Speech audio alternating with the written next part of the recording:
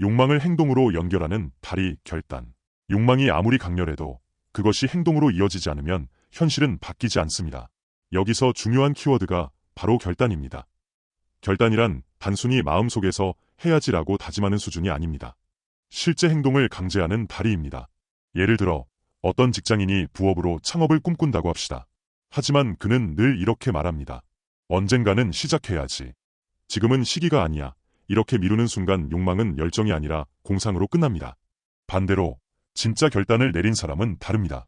그는 당장 사업자 등록을 하고 퇴근 후 두세 시간을 꾸준히 투자합니다. 첫 제품을 시장에 내놓고 고객 피드백을 받으며 개선합니다. 바로 이 행동이 욕망과 현실을 이어주는 다리인 겁니다. 카네기의 결단 이야기. 앤드루 카네기는 세계 철강왕으로 알려져 있습니다. 그는 젊은 시절 텔레그래프 기사로 일하면서도 항상 이렇게 말했습니다. 나는 반드시 새로운 산업에서 기회를 잡을 것이다. 그의 친구와 동료들은 대부분 안정된 직장을 택했지만 카네기는 결단을 내렸습니다. 당시 위험하다고 여겨지던 철강 산업에 전 재산을 걸었습니다. 수많은 비난과 의심에도 불구하고 그는 포기하지 않았습니다. 그리고 결국 그는 철강 제국을 세우며 인류 역사상 가장 부유한 인물 중 한 명이 됩니다. 여기서 중요한 교훈은 이겁니다. 욕망이 결단으로 이어질 때 기회는 현실이 된다. 지금 우리의 결단은 무엇인가? 이 방송을 듣고 있는 여러분에게 직접 묻고 싶습니다. 지금 내 삶에서 반드시 결단해야 할 것은 무엇인가? 나 미루고 있는 일이 있다면 왜 미루고 있는가? 오늘 밤 잠들기 전에 내가 실행할 수 있는 첫 행동은 무엇인가? 이 질문에 대답을 적어보시길 권합니다. 단 5분만이라도 노트에 글로 적는 순간 뇌는 더 강하게 반응합니다. 잠재의식과 자기암시의 원리. 나폴레온 힐이 강조한 또 하나의 핵심은 자기암시입니다. 자기암시란 단순한 자기위로가 아닙니다. 반복적이고 의식적인 암시를 통해 잠재의식을 설계하는 방법입니다. 심리학적으로 보면 인간의 뇌는 의식과 무의식이 서로 영향을 주고받습니다. 의식적으로 반복하는 말과 이미지는 무의식에 기록됩니다. 그 무의식은 다시 우리의 행동과 선택을 지배합니다. 이 과정은 무서울 정도로 강력합니다. 나는 실패할 거야 라는 말을 스스로에게 자주 하면 실제로 실패 확률이 높아집니다. 반대로 나는 반드시 성공한다 라는 말을 반복하면 뇌는 스스로 성공의 증거를 찾기 시작합니다.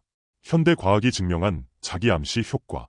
실제로 현대 뇌과학 연구에서도 이를 뒷받침하는 사례가 많습니다. 하버드대 연구팀은 두 그룹을 대상으로 피아노 연습 실험을 했습니다. 한 그룹은 실제 피아노를 연습했고 다른 그룹은 머릿속으로만 연습했습니다. 몇 주 후 결과는 놀라웠습니다. 두 그룹 모두 손가락 근육의 발달과 뇌신경회로가 거의 동일하게 강화된 겁니다. 즉, 실제 행동이든 뇌 속에서 반복하는 상상이든 잠재의식은 거의 같은 방식으로 받아들인다는 것입니다. 이게 바로 나폴레온 힐이 수십 년 전 이미 직관적으로 간파했던 자기암시의 원리입니다. 실습, 자기암시 문장 만들기. 이제 여러분이 직접 해볼 차례입니다. 다음과 같은 문장을 스스로의 목표에 맞게 바꿔보세요. 나는 2026년까지 내 사업을 안정화시켜 월 매출 1억을 달성한다. 나는 매일 고객의 목소리를 듣고 매주 새로운 아이디어를 실험하며 내 팀을 성장시킨다. 혹은 투자자라면 이렇게 적을 수도 있습니다. 나는 2030년까지 금융자산 50억을 달성한다. 나는 매달 시장을 분석하고 원칙에 따라 투자하며 매일 배움을 멈추지 않는다. 이런 문장을 적고 매일 아침과 저녁으로 큰 소리로 읽어보세요. 단순한 의식 같아 보이지만 잠재의식은 바로 이런 반복 속에서 서서히 바뀌어갑니다. 성공과 실패를 가르는 또 다른 요인, 인내, 욕망, 결단, 자기암시.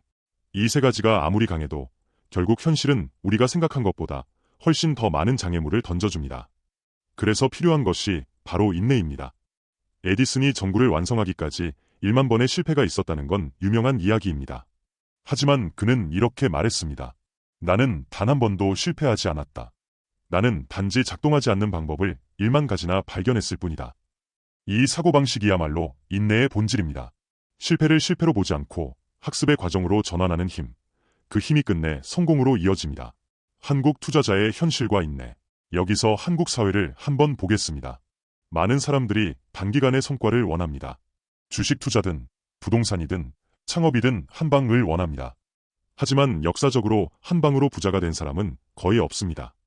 진정한 부자들은 대부분 수십 년간의 인내와 반복된 자기암시, 그리고 흔들리지 않는 결단으로 성과를 쌓아 올렸습니다. 따라서 여러분도 당장 내일 부자가 되겠다는 욕망보다는 10년 후 반드시 달성할 목표를 잠재의식에 심어야 합니다. 그렇게 해야 흔들리지 않고 꾸준히 버틸 수 있습니다. 질문, 여러분의 인내는 어디까지인가? 잠시 눈을 감고 스스로에게 질문해보세요. 내가 지금 추구하는 목표를 위해 몇 년까지 버틸 수 있는가? 나는 실패를 실패로 보는가?